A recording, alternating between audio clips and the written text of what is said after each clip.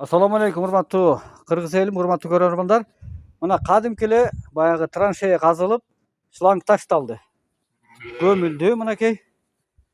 Анан суунун чоргосуна жеткенде мына монда чыгармачылык бар. Бул жерде мына Аристонду кезип, кана байке сөз айтып берсин. Аристондун бул этеги асты.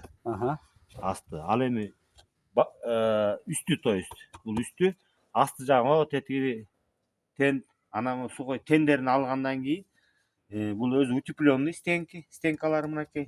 Утепление бар биякта. Анан бул тоңбойт. Кышкысынчы. Кышкысын мына ичин дагы утеплять этсеңиз болот. Бияктарын капталдарын. Биягы утепленный крышкасы дагы мынакей. Ошол пайдасы тийсин элге дагы ушул мынакей карагыла. Удобство бассын. Аябай сонун, үшүбөйт, тоңбойт. Муну кадимки эле болгарка менен кескен. Болгарка менен кесип мынакей. Тигил тияна шарнир кылып койгон. Мынакей. Мына ачып жапма кылып.